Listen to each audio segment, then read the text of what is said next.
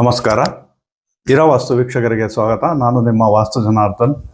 ಈ ದಿನದ ವಾಸ್ತು ಸಂಚಿಕೆಯಲ್ಲಿ ಮನೆಯಲ್ಲಿ ಯಾವ ಕೋಣೆಯಲ್ಲಿ ಯಾರು ಮಲಗಿದರೆ ಶ್ರೇಷ್ಠ ಮತ್ತು ಅಭಿವೃದ್ಧಿ ಮತ್ತು ಅದು ವಾಸ್ತು ಪ್ರಕಾರ ಇರುತ್ತೆ ಅನ್ನೋದರ ವಾಸ್ತು ವಿಚಾರ ನಿಮಗೆ ವಿವರಿಸ್ಲಿಕ್ಕೆ ಬಯಸ್ತೇನೆ. ಅದೇ ರೀತಿ ನಮ್ಮ ಇರೋ ವಾಸ್ತು ಚಾನಲ್ನ ಯಾರೆಲ್ಲ ಫಸ್ಟ್ ಟೈಮ್ ನೋಡ್ತಾ ಇದ್ದೀರಾ ಸಬ್ಸ್ಕ್ರೈಬ್ ಮಾಡಿ, ಶೇರ್ ಮಾಡಿ ಮತ್ತು ಬೆಲ್ ಬಟನ್ ಇತ್ತೆ ಅಂತ ಹೇಳ್ತಾ, ಈ ವಿಡಿಯೋನ ನೀವು ಕೊನೆವರೆಗೂ ನೋಡಿದ್ರೆ ವಾಸ್ತು ವಿಚಾರದಲ್ಲಿ ಯಾವ 3 ರೂಮಲ್ಲಿ ಯಾವ ಕೋಣೆಯಲ್ಲಿ ಯಾರು ಮಲಗಬೇಕು, ಅದು ಎಷ್ಟನೇ ಮಗ ಎಲ್ಲಿ ಮಲಗಬೇಕು, ಅಥವಾ ಯಾರು ಎಲ್ಲಿ ಮಲಗಿದ್ರೆ ಏನು ವಾಸ್ತು ಪ್ರಕಾರ ಅದು ಒಳ್ಳೇದಾಗುತ್ತೆ ಅಥವಾ ಕೆಟ್ಟದ್ದಾಗುತ್ತೆ ಅನ್ನೋದರ ಪರಿಪೂರ್ಣವಾದ ಮಾಹಿತಿ ನಿಮ್ಗೆ ಸಿಗುತ್ತೆ ಅಂತ ಹೇಳ್ತಾ, ನೋಡಿ, ಇದು ಪೂರ್ವ ಪಶ್ಚಿಮ, ಉತ್ತರ ದಕ್ಷಿಣ, ಇದು ಈಶಾನ್ಯ, ಇದು ಆಗ್ನೇಯ, ಇದು ವಾಯುವ್ಯ, ಇದು ನೈಋತ್ಯ. ಅದು ಯಾವುದೇ ರಸ್ತೆಯ ಮನೆ ಆಗಲಿ, ಇಂಥದೇ ರಸ್ತೆ ಅಂತೇನಿಲ್ಲ, ಯಾವುದೇ ರಸ್ತೆಯ ಮನೆ ಆಗಲಿ, ಒಂದು ಮನೆ ಅಂದಮೇಲೆ ಈಗಿನ ಟ್ರೆಂಡಲ್ಲಿ ಕನಿಷ್ಠ ಪಕ್ಷ ಒಂದು 2 ರೂಮು ಅಥವಾ 4 ರೂಮು 3 ರೂಮು ಇರುತ್ತೆ. ಗ್ರೌಂಡ್ ಫ್ಲೋರಲ್ಲಿ ಒಂದೇ ಇರ್ಬೋದು, ಅಥವಾ ಗ್ರೌಂಡ್ ಫ್ಲೋರ್ ಅಲ್ಲದೆ ಫಸ್ಟ್ ಫ್ಲೋರಲ್ಲೇ ಆಗ್ಬೋದು. 3 ರೂಮು 2 ರೂಮ್ ಇದ್ದಾಗ ಅಥವಾ ಯಾವ ರೂಮಲ್ಲಿ ಯಾರು ಮಲಗಬೇಕು ಅನ್ನೋದು ಕೆಲವರಿಗೆ ತುಂಬ ಗೊಂದಲ ಆಗುತ್ತೆ. ನಾನು ಸುಮಾರು ಸರಿ ಫೀಲ್ಡ್ ವಿಸಿಟ್ ಹೋದಾಗ ಸುಮಾರು ಮನೆಗಳಲ್ಲಿ ನಮಗೆ ಕ್ವಶನ್ ಬಂದಿದ್ದಾವೆ. ಸರ್, ನಾನು ಆ ರೂಮಲ್ಲಿ ಮಲಗ್ತಾ ಇದ್ದೀನಿ, ನಾನು ಈ ರೂಮಲ್ಲಿ ಮಲಗ್ಬೋದಾ ಅಂತ ಕೇಳ್ತಾರೆ. ಇನ್ನು ಕೆಲವರು, ನಮ್ಮ ತಂದೆ ಅಲ್ಲಿ ಮಲಗ್ತಾ ಇದ್ದಾರೆ, ನಾನು ಇಲ್ಲಿ ಮಲಗ್ತಾ ಇದ್ದೀನಿ, ಸರಿ ಇದೆಯಾ? ನಮ್ಗೆ ಯಾರೋ ಹೇಳಿದ್ರು ಅವ್ರು ಅಲ್ಲಿ ಮಲಗಬೇಕಂತೆ, ನೀವು ಇಲ್ಲಿ ಮಲಗಬೇಕಂತೆ ಅಂತ. ಅದು ಎಷ್ಟು ಮಟ್ಟಿಗೆ ಸರಿ ಅಂತ ನನಗೆ ಸುಮಾರು ಜಾಗಗಳಲ್ಲಿ ಕೆಲವು ಕ್ವಶನ್ಗಳು ಬಂದಿದ್ದಾವೆ. ಹಾಗಾಗಿ ಅದರ ಟಾಪಿಕ್ ಆಗಿ ತುಂಬ ಜನಕ್ಕೆ ಅನುಕೂಲ ಆಗುತ್ತೆ ಅಂತೇಳಿ ಈ ದಿನ ಅದರ ಟಾಪಿಕ್ ಮೇಲೆ ನಿಮಗೆ ವಿವರಿಸ್ಲಿಕ್ಕೆ ಬಯಸ್ತೇನೆ. ನೋಡಿ, ಅದು ಯಾವುದೇ ರಸ್ತೆ ಆಗಲಿ, ಯಾವುದೇ ಮನೆ ಆಗಲಿ, ಒಂದು ಮನೆ ಅಂದಮೇಲೆ ಎಲ್ಲ ರೂಮ್ಗಳು ಇರೋದಿಲ್ಲ. ಅದು ಒಂದು ನೈಋತ್ಯದಲ್ಲಿ ಒಂದು ಬೆಡ್ರೂಮ್ ಇರುತ್ತೆ, ಅಥವಾ ಪಶ್ಚಿಮದಲ್ಲಿರುತ್ತೆ, ದಕ್ಷಿಣದಲ್ಲಿರುತ್ತೆ, ಗ್ರೌಂಡ್ ಫ್ಲೋರಲ್ಲಿ. ಅಥವಾ ಒಂದೇ ಫ್ಲೋರ್ ನಾವು ಅಂದಾಗ ವಾಯುದಲ್ಲಿ ಒಂದು ರೂಮ್ ಇರುತ್ತೆ, ನೈಋತ್ಯದಲ್ಲಿ ಒಂದು ರೂಮ್ ಇರುತ್ತೆ, ಆಗ್ನೇಯದಲ್ಲಿ ಅಡುಗೆ ಮನೆ ಇರುತ್ತೆ, ಸೌತಲ್ಲೂ ಒಂದು ರೂಮ್ ಬರುತ್ತೆ. ಎಷ್ಟು ರೂಮು, ಅದು ಯಾವುದೇ ಫ್ಲೋರ್ ಆಗಲಿ, ಫಸ್ಟ್ ಫ್ಲೋರ್ ಆಗಲಿ, ಗ್ರೌಂಡ್ ಫ್ಲೋರ್ ಆಗಲಿ, ಯಾವುದೇ ಫ್ಲೋರಲ್ಲಿ ಎಷ್ಟು ರೂಮ್ ಬಂದಾಗ ಯಾರ್ಯಾರು ಎಲ್ಲಿ ಮಲಗಬೇಕು ಅನ್ನೋದು ಸುಮಾರು ಜನಕ್ಕೆ ಅದು ಗೊಂದಲ ಇರುತ್ತೆ, ಗೊತ್ತಿರೋದಿಲ್ಲ. ಅದು ತುಂಬ ಸಿಂಪಲ್ ಟಾಪಿಕ್ಕು. ಅದನ್ನೇನು ಯಾವುದೇ ಡೆಮಾಲಿಷ್ ಇಲ್ಲದೆ, ಏನು ಡೆಮಾಲಿಷ್ ಮಾಡೋಷ್ಟಿಲ್ಲ, ಯಾವುದೇ ಡೆಮಾಲಿಷ್ ಇಲ್ಲದೆ ಯಾವ ರೂಮಲ್ಲಿ ಯಾರು ಮಲಗಬೇಕು ಅನ್ನೋದು ಅದು ಒಂದು ಒಳ್ಳೆ ಟಿಪ್ಸ್. ಅದು ಯಾವ ರೂಮಲ್ಲಿ ನಾವು ಅದು ಬ್ಯಾಲೆನ್ಸ್ ಮಾಡೋ ರೀತಿ, ಅದು ವಾಸ್ತುನ ಬ್ಯಾಲೆನ್ಸ್ ಮಾಡೋ ರೀತಿ. ಹಾಗಾಗಿ ಅದು ತುಂಬ ಈಸಿ ಕೆಲಸ. ಏನು ಮಂಚನ, ಬೀರೋ ಅಥವಾ ಹಾಸಿಗೆನ ಇರುತ್ತೆ. ರೂಮುಗಳನ್ನ, ಬೆಡ್ರೂಮ್ಗಳಲ್ಲಿ ಇವ್ರು ಇಲ್ಲಿ ಮಲಗೋದು, ಅವ್ರು ಅಲ್ಲಿ ಮಲಗೋದು, ಎಕ್ಸ್ಟೆಂಡ್ ಮಾಡೋದು ದೊಡ್ಡ ವಿಚಾರ ಏನಲ್ಲ. ಹಾಗಾಗಿ ನೋಡಿ, ನೈಋತ್ಯದ ಬೆಡ್ರೂಮ್, ಏನು ನೈಋತ್ಯ ಭಾಗದಲ್ಲಿ ಒಂದು ಬೆಡ್ರೂಮ್ ಇರುತ್ತೆ, ನೈಋತ್ಯ ಭಾಗದ ಬೆಡ್ರೂಮಲ್ಲಿ ಮನೆಯ ಯಜಮಾನ ಅಂದರೆ ದೊಡ್ಡವರು, ಮನೆಯ ತಂದೆ ಆಗಿರ್ಬೋದು, ಮನೆಯಲ್ಲಿ ಯಾರು ಯಜಮಾನಕ್ಕೆ ಅಂದರೆ ಯಾರು ಸಂಸಾರ ನಡೆಸ್ತಾ ಇರ್ತಾರೆ ಅವರು ನೈಋತ್ಯದ ಬೆಡ್ರೂಮ್ ಅಂದರೆ ಸೌತ್ ವೆಸ್ಟ್ ಕಾರ್ನರಲ್ಲಿ ಇರೋ ಅಂಥ ಬೆಡ್ರೂಮಲ್ಲಿ ಮನೆಯ ಯಜಮಾನ ಮಲಗಬೇಕು. ಅದು ತಂದೆ ತಾಯಿ ರಿಟೈರ್ಡ್ ಆಗಿದ್ದಾರೆ, ಅವರು ವ್ಯವಹಾರ ಇಲ್ಲ, ಅವರು ನಮ್ಮ ತಂದೆ ತಾಯಿ ದೊಡ್ಡವರು ಅಂತೇನಾದರೂ ನಿಮಗಿದ್ರೆ ಅವ್ರನ್ನೇ ಇಲ್ಲಿ ಮಲಗಿಸ್ಬೋದು. ಆದರೆ ನೆಕ್ಸ್ಟ್ ಫ್ಲೋರಲ್ಲಿ ಏನಾದರೂ ಮನೆಯ ದೊಡ್ಡ ಮಗ ಅಂದರೆ 1ನೇ ಮಗ ಮನೆ ಯಜಮಾನ ಮಾಡ್ತಾ ಇರ್ತಾನೆ, ತಂದೆ ರಿಟೈರ್ಡ್ ಆಗಿರ್ತಾರೆ, ಅವ್ರನ್ನ ಗ್ರೌಂಡ್ ಫ್ಲೋರಲ್ಲಿ ನೈಋತ್ಯದಲ್ಲಿ ಮಲಗಿಸಿ, ಮನೆಯ ದೊಡ್ಡ ಮಗ ಯಾರು ಯಜಮಾನ್ತನ ಮಾಡ್ತಾ ಇರ್ತಾರೋ ಅವರು ಫಸ್ಟ್ ಫ್ಲೋರಲ್ಲಿ ನೈಋತ್ಯದ ಬೆಡ್ರೂಮಲ್ಲೇ ಮಲಗಬೇಕು ಮನೆಯ ಯಜಮಾನ, ಇಲ್ಲ ದೊಡ್ಡ ಮಗ, ಮನೆಯ ದೊಡ್ಡ ಮಗ, ಹಿರಿ ಮಗ. ಹಾಗಾಗಿ ನೈಋತ್ಯ ಭಾಗದಲ್ಲಿ ಮನೆಯ ದೊಡ್ಡ ಮಗ, ಮನೆಯ ಯಜಮಾನ ಮಲಗಬೇಕಾಗಿರೋಂಥ ಕೋಣೆ. ಇಲ್ಲಿ ಯಾವುದೇ ಕಾರಣಕ್ಕೂ ಮಕ್ಕಳು ಮಲಗಿದ್ರೆ ಅದು ಹಠ ಜಾಸ್ತಿ. ಮಕ್ಕಳು ಮಲಗಬಾರ್ದು ನೈಋತ್ಯದ ಕೋಣೆಯಲ್ಲಿ. ಮಕ್ಕಳು ಮಲಗಿದ್ರೆ ಹಠ ಜಾಸ್ತಿ, ಅವ್ರದ್ದೇ ನಡಿಬೇಕು, ನಂದೇ ಆಗಬೇಕು ಅನ್ನೋಂಥ ಗುಣ ಬರುತ್ತೆ. ಮನೆ ಯಜಮಾನ ಆದರೆ ಮನೆ ಯಜಮಾನ ಮಾತು ಎಲ್ಲರೂ ಕೇಳಬೇಕು, ಆವಾಗಲೇ ಮನೆ ಬ್ಯಾಲೆನ್ಸ್ ಆಗೋದು. ಮನೆ ಒಂದು ಒಳ್ಳೆ ರೀತಿಯಲ್ಲಿ ಮನೆ ಯಜಮಾನ ಹೇಳಿದ್ದನ್ನು ಎಲ್ಲರೂ ಕೇಳಿದ್ರೆ ಮನೆ ಸಂಸಾರ ಉಳಿಯೋದು. ಹಾಗಾಗಿ ಮನೆ ಯಜಮಾನ ಮಲಗಬೇಕು.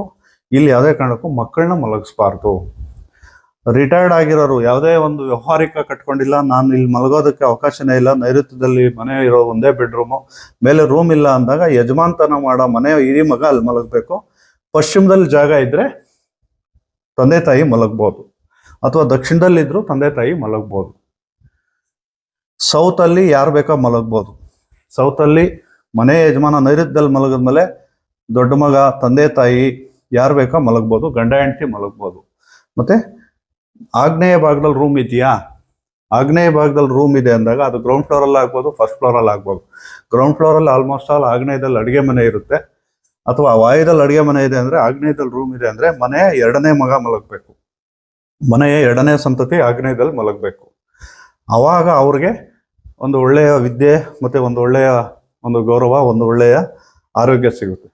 ಅದೇ ರೀತಿ ಪಶ್ಚಿಮದಲ್ಲೂ ಮನೆಯ ಯಜಮಾನ ಮಲಗ್ಬೋದು, ಅಥವಾ ಮನೆಯ ಮಕ್ಕಳು, ದೊಡ್ಡ ಮಗ, ಎರಡನೇ ಮಗ ಮಲಗ್ಬೋದು.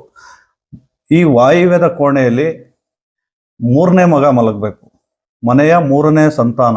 ಮನೆಯ ಗಂಡು ಮಕ್ಕಳಲ್ಲಿ ದೊಡ್ಡ ಮಗ ಇಲ್ಲಿ, ಎರಡನೇ ಮಗ ಆಗ್ನೇಯದಲ್ಲಿ, ಮೂರನೇ ಮಗ ವಾಯುದಲ್ಲಿ ಮಲಗಬೇಕು.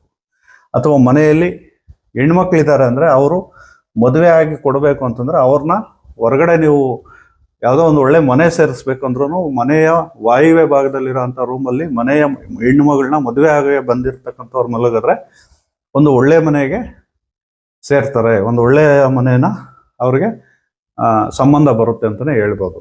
ಇನ್ನು ಉತ್ತರದಲ್ಲಿ ಮನೆಯ ಮಕ್ಕಳು, ಹೆಣ್ಣು ಮಗು ಆಗಿರ್ಬೋದು, ಗಂಡು ಮಗು ಆಗಿರ್ಬೋದು, ಮನೆಯ ಮಕ್ಕಳು ಮಲಗಬೇಕು. ಉತ್ತರದಲ್ಲಿ ಮಲಗಿದ್ರೆ ಮನೆ ಮಕ್ಕಳು, ಹೆಣ್ಮಕ್ಳು ಮಲಗಿದ್ರೆ ಓದಿನಲ್ಲಿ ತುಂಬ ಅಭಿವೃದ್ಧಿ. ಮದುವೆಗೆ ಮುಂಚೆ ಅಷ್ಟೇ, ಮದುವೆ ಆದಮೇಲೆ ಮಲಗಬಾರ್ದು. ಮದುವೆಗೆ ಮುಂಚೆ ಉತ್ತರದಲ್ಲಿ ಮನೆಯ ಹೆಣ್ಣು ಮಕ್ಕಳು ಮಲಗಿದ್ರೆ ಅವರು ತುಂಬ ಆರೋಗ್ಯವಾಗಿರ್ತಾರೆ ಮತ್ತು ಒಂದು ಓದಿನಲ್ಲಿ ಒಂದು ಒಳ್ಳೆಯ ಯಶಸ್ಸು ಸಿಗುತ್ತೆ. ಇನ್ನು ಈಶಾನ್ಯ ಭಾಗದಲ್ಲಿ, ಉತ್ತರ ಈಶಾನ್ಯದಲ್ಲಿ ಯಾರು ಮಲಗಬಾರ್ದು, ಇನ್ನು ಈಶಾನ್ಯ ಭಾಗದಲ್ಲಂತೂ ಯಾರು ಮಲಗಲೇಬಾರದು. ಈ ಎರಡೂ ಈಶಾನ್ಯ ಭಾಗ, ಉತ್ತರ ಈಶಾನ್ಯದಲ್ಲಿ ಯಾರು ಮಲಗಲೇಬಾರ್ದು. ಇನ್ನು ಪೂರ್ವ ಈಶಾನ್ಯದಲ್ಲಿ ಮಲಗಬಾರ್ದು. ಪೂರ್ವದ ಮಧ್ಯಭಾಗದಲ್ಲಿ ಬೆಡ್ರೂಮ್ ಇದೆ ಅಂದರೆ ಮನೆಯ ಮಕ್ಕಳು, ಗಂಡು ಮಕ್ಕಳು ಮಲಗಬಹುದು. ಮನೆಯ ಗಂಡು ಮಕ್ಕಳು ಮಲಗಿದ್ರೆ, ಅಥವಾ ಮನೆಯ ಏನು ಶಾಲೆಗೆ ಹೋಗ್ತಾ ಇರ್ತಾರೆ, ವಿದ್ಯಾಭ್ಯಾಸ ಮಾಡ್ತಾ ಇರ್ತಾರೆ ಅಂಥ ಮಕ್ಕಳು, ಮನೆಯ ಮದುವೆ ಆಗದೆ ಇರೋಂಥ ಮಕ್ಕಳು ಪೂರ್ವದ ಬೆಡ್ರೂಮಲ್ಲಿ ಮಲಗಿದ್ರೆ ಅವ್ರಿಗೆ ವಿದ್ಯೆ ಚೆನ್ನಾಗಿ ಅಂಟುತ್ತೆ, ಒಂದು ಒಳ್ಳೆ ಬುದ್ಧಿವಂತರಾಗ್ತಾರೆ, ಒಂದು ಒಳ್ಳೆ ಓದಿನಲ್ಲಿ ಆಸಕ್ತಿ ಇರುತ್ತೆ ಅಂತಲೇ ಹೇಳ್ಬೋದು. ಇನ್ನು ಆಗ್ನೇಯ ಎರಡನೇ ಸಂತಾನದ ಮಗ ಅಥವಾ ಮಗಳು ಮಲಗಬಹುದು. ಮಗನಿಗೆ ಜಾಸ್ತಿ ಪ್ರಾಶಸ್ತ್ಯ, ಎರಡನೇ ಸಂತಾನ ಆಗ್ನೇಯದ ರೂಮ್ನಲ್ಲೇ ಮಲಗಬೇಕು.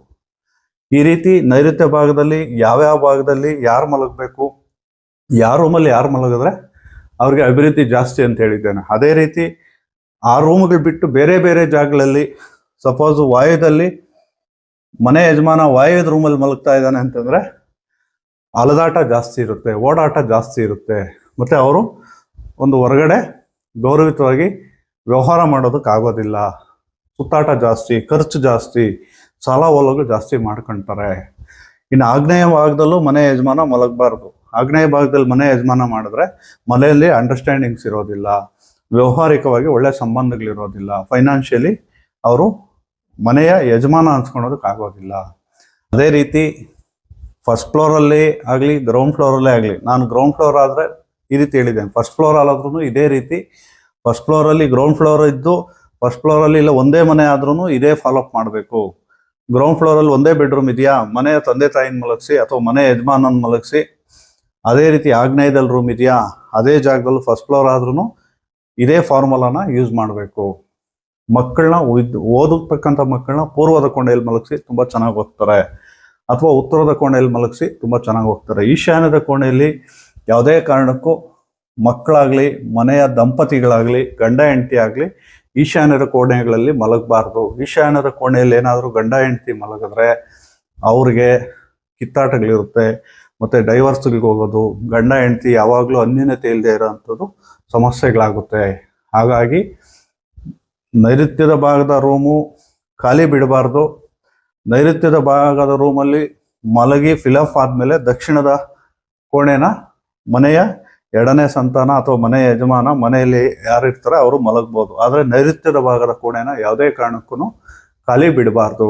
ಯಾರಾದರೂ ಮಲಗಲೇಬೇಕು. ಮನೆಯ ಯಜಮಾನ ಅಥವಾ ಮನೆಯ ತಂದೆ ತಾಯಿ ಮಲಗಬೇಕು, ಇಲ್ಲ ದೊಡ್ಡ ಸಂತಾನ ಮಲಗಿದ್ರೆ ಅದು ಒಳ್ಳೆಯದು. ಹಾಗಾಗಿ ನೀವು ಯಾವುದೇ ಫ್ಲೋರಲ್ಲಿ ಹೋಗಿ ಇದೇ ಫಾರ್ಮುಲಾ, ಈ ರೀತಿ ಯಾವ ಕೋಣೆಯಲ್ಲಿ ಯಾರು ಮಲಗಬೇಕು ಅನ್ನೋದನ್ನು ತಿಳ್ಕೊಂಡು ದಯಮಾಡಿ ಈ ದಿನದಿಂದನೇ ನೋಡ್ಕೊಳ್ಳಿ. ಯಾರಾದರೂ ನಿಮ್ಮ ಮನೆಗಳಲ್ಲಿ ಯಾವ ರೂಮಲ್ಲಿ ಯಾರು ಮಲಗ್ತಾ ಇದ್ದಾರೆ ಅನ್ನೋದನ್ನು ನೋಡ್ಕೊಂಡು ನಾನು ಹೇಳಿರೋ ರೀತಿ ಮಾಡ್ಕೊಳ್ಳಿ. ಅದು ನಿಮಗೆ ವಾಸ್ತು ಪ್ರಕಾರ ಒಂದು ಒಳ್ಳೆಯ ವಾಸ್ತು ಟಿಪ್ಸ್ ಅಂತಲೇ ಹೇಳ್ಬೋದು. ಇರೋದು ಒಂದೇ ರೂಮು, ಏನೂ ಮಾಡೋದಕ್ಕಾಗಲ್ಲ, ಇರೋದು ಒಂದೇ ರೂಮಾ, ಮನೆಯ ಯಜಮಾನ ಮನೆಯಲ್ಲಿ ಯಾರು ಸಂಸಾರ ನಡೆಸ್ತಿರ್ತಾರೆ ಅವ್ರು ಇದ್ಕೊಳ್ಳಿ. ಮಕ್ಕಳನ್ನ ಬೇಕಿದ್ರೆ ರೂಮ್ ಇನ್ನೊಂದು ಇದೆಯಾ, ವಾಯದ ರೂಮಲ್ಲಿ ಮಲಗಿಸಿ ತೊಂದರೆ ಇಲ್ಲ, ಅಥವಾ ಪಶ್ಚಿಮದ ರೂಮಲ್ಲಿ ಮಲಗಿಸಿ ತೊಂದರೆ ಇಲ್ಲ, ದಕ್ಷಿಣದಲ್ಲಿ ಮಲಗಿಸಿ ತೊಂದರೆ ಇಲ್ಲ. ಒಂದು ರೂಮ್ ಅಂತೂ ಒಂದು ಮನೆಗೆ ಇದ್ದೇ ಇರುತ್ತೆ. ನೈಋತ್ಯದ ಭಾಗದಲ್ಲಿ ಮನೆ ಯಜಮಾನ ಮಲಗಲೇಬೇಕು. ಹಾಗಾಗಿ ವಾಸ್ತು ವಿಚಾರದಲ್ಲಿ ಯಾವ ಕೋಣೆಯಲ್ಲಿ ಯಾರು ಮಲಗಿದ್ರೆ ಏನು ಉಪಯೋಗ ಅನ್ನೋದರ ವಾಸ್ತು ವಿಚಾರ ನಿಮಗೆ ಈ ದಿನ ವಿವರಿಸಿದ್ದೇನೆ.